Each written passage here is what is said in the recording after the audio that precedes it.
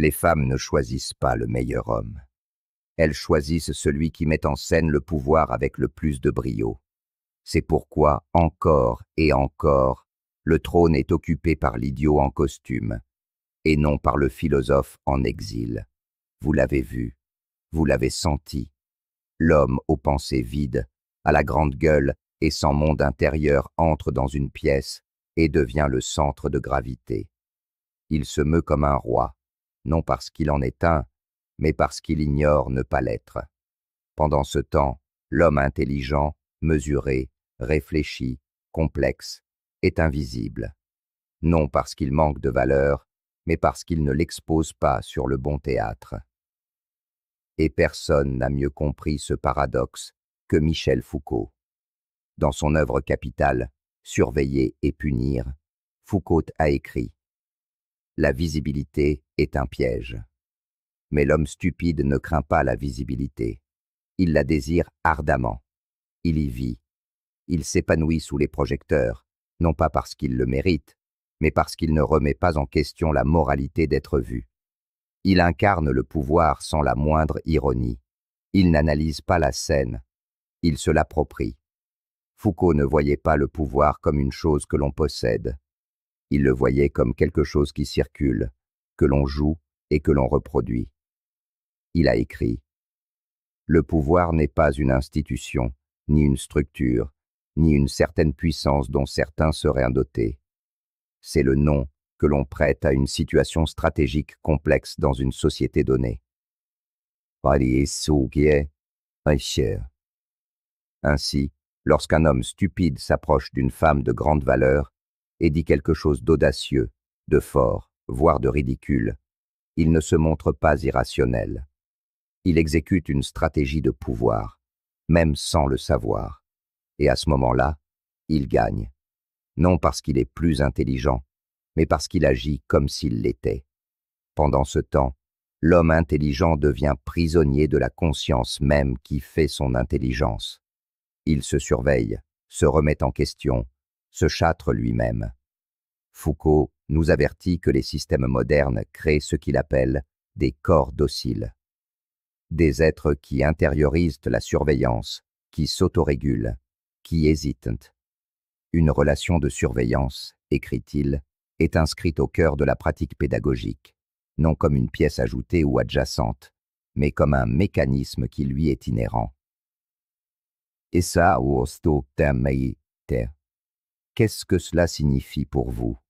Cela signifie qu'on vous a appris à douter de vous-même, à calculer avant de parler, à répéter avant d'agir. Et ainsi, pendant que vous cherchez encore la phrase parfaite, l'imbécile rit déjà à votre oreille. Dans ce théâtre de la vie, le pouvoir appartient aux audacieux, pas aux brillants. L'homme stupide est libre, non parce qu'il est courageux, mais parce qu'il est aveugle aux cages qui vous entourent. Vous voyez les murs. Il les traverse. Il n'est ni dérangé, ni contrit, ni accablé par la réflexion. Et cela, selon Foucault, est la forme la plus dangereuse de la liberté, car l'homme qui ne réfléchit pas domine. Il n'est pas distrait par le doute intérieur. Et les femmes, quoi qu'elles en disent, sont attirées par un pouvoir sans distraction. L'homme intelligent s'effondre sous le poids de ses contradictions internes. L'homme stupide, il n'en a aucune. Et dans le monde de la perception et de la dominance, cela le rend terriblement efficace. Déchirons l'illusion dans laquelle vous avez vécu toute votre vie. L'illusion qu'être un homme bien vous vaudra une femme bien, que la réflexion, la conscience émotionnelle et la solidité intellectuelle agiront comme un aimant. C'est faux, car dans la réalité de Foucault, on n'est pas récompensé pour sa vertu intérieure. On est récompensé pour son utilité au sein des systèmes de pouvoir. Et la plupart du temps, l'homme stupide sert mieux ces systèmes, non par compétence, mais par sa conformité au jeu. Les femmes ne tombent pas amoureuses de l'imbécile parce qu'elles veulent des imbéciles. Elles tombent amoureuses de lui parce qu'il se meut avec une aisance déconcertante à travers les structures sociales. Il joue le rôle. Il a le verbe qu'il faut. Il ne résiste pas à la performance.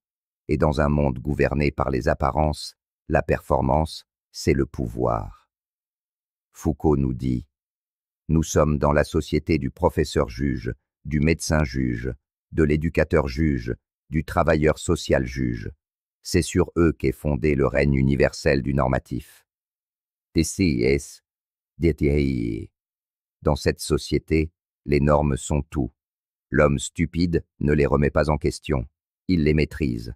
Il ne se demande pas si la validation d'Instagram est factice. Il y plonge. Il ne se demande pas si l'étalage de richesse est superficiel. Il l'exhibe. Il ne se demande pas si les conversations futiles sont vides de sens. Il captive la salle avec.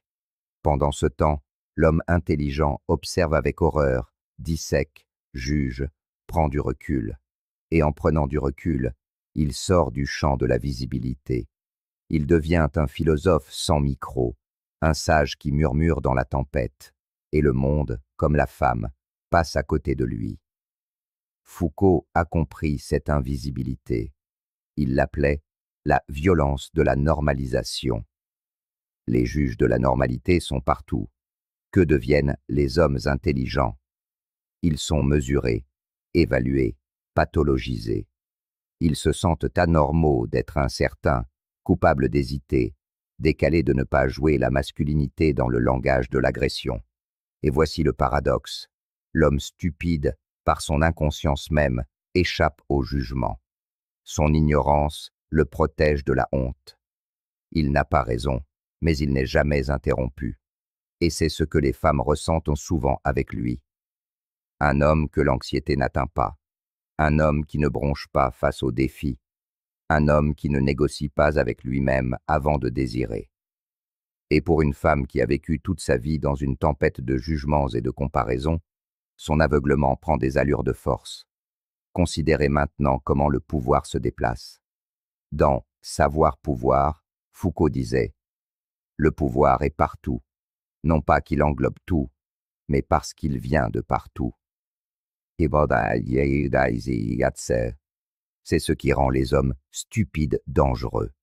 Leur pouvoir n'est pas centralisé. Il sointe à travers tout: le rire, l'audace, le volume, la simplicité, le confort dans leur propre ignorance. Et quelle femme ne veut pas se tenir aux côtés d'un pouvoir qui semble n'avoir rien à prouver?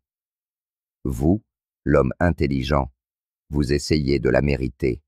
Lui, simplement, la revendique. Vous présentez votre CV. Il présente un sourire en coin. Vous vous souciez du consentement, de la profondeur, de la compatibilité à long terme. Il ne se soucie de rien. Et dans ce vide d'inquiétude, il devient magnétique. Foucault ne dirait pas que c'est juste. Il dirait: c'est ainsi que fonctionne l'architecture du pouvoir. Et tant que vous n'aurez pas compris que les femmes répondent à la performance du pouvoir et non à son origine, vous continuerez d'observer la danse depuis les ombres. Vous resterez invisible, non parce que vous êtes insignifiant, mais parce que vous n'êtes jamais monté sur scène. Il y a une humiliation particulière qui hante les hommes intelligents, au moment où ils réalisent que leur compréhension du monde ne leur donne aucune prise sur lui. Et nulle part cela n'est plus brutalement révélé que dans l'attraction. Vous regardez l'imbécile gagner la salle, gagner son rire, gagner son corps, et il ne vous reste que votre lucidité, votre perspicacité, votre rage silencieuse. Mais Foucault dirait: ce qui vous manque, ce n'est pas la valeur, c'est la stratégie. On vous a appris à croire que le monde récompense ceux qui maîtrisent le savoir. Mais Foucault renverse la table. Le savoir n'est pas fait pour comprendre, il est fait pour trancher. En d'autres termes, le savoir n'est pas un ornement, c'est une arme. Et si vous ne savez pas comment l'utiliser, si vous ne savez pas où trancher, vous devenez un musée de l'intelligence au lieu d'un moteur d'impact. L'homme stupide ne connaît rien à la théorie, mais il tranche le monde de sa simple présence. Il domine, non parce qu'il est brillant, mais parce qu'il est stratégiquement désinhibé. La femme le sent. Elle le sent dans la façon dont il la regarde, non avec admiration, mais avec un sentiment de droit. Et pendant que vous retenez votre souffle, en mesurant les mots justes à dire, il lui a déjà posé la main sur la taille. Ce n'est pas qu'il la mérite, c'est que vous avez capitulé au moment où vous avez attendu la permission. Dans l'histoire de la sexualité, Foucault a soutenu que le pouvoir s'exerce plutôt qu'il ne se possède. Sa stupidité n'est pas une absence, c'est une armure. Il ne calcule pas les risques, donc il n'est jamais paralysé. Il ne réfléchit pas aux conséquences sociales, donc il se meut avec une immédiateté brute. Et cette immédiateté, dirait Foucault, voilà à quoi ressemble le pouvoir incarné.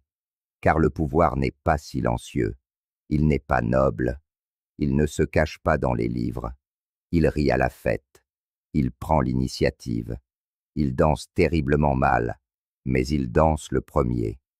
Et les femmes n'attendent pas l'homme au meilleur vocabulaire. Elles répondent à l'homme qui occupe l'espace sans s'excuser. Mais voici la maladie plus profonde. En tant qu'homme intelligent, vous avez intériorisé votre propre invisibilité. Vous commencez à penser que c'est une forme de supériorité morale, qu'en ne participant pas au jeu, vous êtes en quelque sorte au-dessus. Mais c'est un mensonge qui vous maintient seul. Foucault a mis en garde contre ce piège. Là où il y a pouvoir, il y a résistance. Mais il n'a jamais dit que la résistance gagnait. Souvent, elle ne fait qu'isoler. Et l'homme stupide ne résiste pas au jeu, il le maîtrise. Son ignorance lui donne de l'agilité. Il ne s'arrête pas pour se demander si son désir est politiquement correct, psychologiquement éclairé ou spirituellement aligné. Il agit, tout simplement. C'est ce que la femme voit. C'est ce que la femme ressent. C'est à cela que la femme répond. Votre profondeur devient votre handicap si vous ne la traduisez pas en tension sociale. Elle ne peut pas sentir la poésie dans votre esprit si elle ne quitte jamais votre bouche. Dans ce monde, le pouvoir est cinétique. L'homme stupide bouge, vous hésitez. Et dans ce minuscule délai, la nuit change, elle change. Vous la perdez, non pas au profit de quelque chose de mieux, mais de quelque chose de plus rapide. Allons plus loin. Foucault n'a pas seulement étudié les prisons, les hôpitaux et les écoles. Il a étudié comment le pouvoir s'enroule autour des corps, comment il chorégraphie le comportement, comment il vous dresse, vous discipline, sans fouet ni commandement. Vous pensez que vous êtes libre? Vous ne l'êtes pas. Vous êtes un produit de ce que Foucault appelait le biopouvoir. Un pouvoir qui contrôle les populations non par des chaînes, mais par des normes, par la honte, par le silence, par des scénarios intériorisés qui vous disent quand il est acceptable de parler, de bouger, de toucher, de désirer. Et c'est là que l'homme stupide vous bat encore. Il n'obéit pas à ces scénarios, non parce qu'il est un rebelle, mais parce qu'il ignore leur existence. Il vit en dehors de l'architecture de la discipline. Il est brut. Et dans un monde stérilisé par la suranalyse, l'authenticité brute prend des allures de vérité. Foucault nous dit « Le pouvoir produit, il produit du réel. Il produit des domaines d'objets et des rituels de vérité. » Oh! Qu'est-ce que cela veut dire? Que même le concept de homme bien a été fabriqué. Votre politesse, votre prudence, votre humilité, elles ne sont pas nées de la vertu. Elles vous ont été programmées par un système conçu pour vous dompter. Mais le désir n'obéit pas à ce système. L'attraction ne vénère pas les bonnes manières. Les femmes ne choisissent pas sur la base de la vertu. Elles répondent à une vibration. Et l'homme stupide vibre sans filtre. Il ne doute pas. Il ne s'auto-censure pas. Il n'essaie pas de paraître digne. Il agit simplement comme s'il l'était. Soyons brutalement honnêtes. Vous avez vu une femme qui vous était chère tomber amoureuse d'un homme qui peut à peine épeler son propre nom. Pourquoi? Parce qu'il est entré dans son espace émotionnel sans peur. Il n'est pas entré sur la pointe des pieds, avec ses diplômes. Il a fait irruption avec audace. Et voici la vision la plus mortelle de Foucault. Le pouvoir n'est tolérable qu'à condition de masquer une part notable de lui-même. Son succès est proportionnel à l'habileté qu'il met à cacher ses propres mécanismes. C'est la blessure finale. L'homme stupide n'a pas l'air puissant. On le ressent comme tel. Et parce qu'il ne révèle jamais la machinerie, parce qu'il n'y a pas d'effort visible, sa confiance paraît authentique, naturelle, réelle. C'est cela qui séduit. Vous, le penseur, vous construisez votre argumentation. Lui, il devient l'argument. Vous avez confondu l'intelligence avec le pouvoir. Mais le pouvoir, comme le dit Foucault, n'appartient pas au rationnel. Il appartient au fonctionnel. Et l'homme stupide fonctionne mieux dans les structures qui dominent la vie sociale. Il suit le courant des signaux, des rôles, des impressions et des rituels. Il ne résiste pas au courant. Il surfe sur la vague. Dans l'archéologie du savoir, Foucault a fait une observation obsédante. Et qu'il n'y a pas un, mais des silences, et ils font partie intégrante des stratégies qui sous-tendent et traversent les discours. Et ça, c'est... Vous avez été réduit au silence par votre propre conscience. Vous avez ravalé vos mots avant de pouvoir les dire. Vous avez douté de vos désirs jusqu'à ce qu'ils ressemblent à des menaces. Vous avez attendu la permission dans un monde qui ne récompense que ceux qui prennent. Et dans ce retard, dans ce bégaiement intellectuel, elle est passée à autre chose. Non parce qu'elle ne ressentait rien pour vous, mais parce que vous ne lui avez rien fait ressentir en elle. L'homme stupide, dans toute son idiotie, sait comment la faire se sentir vue.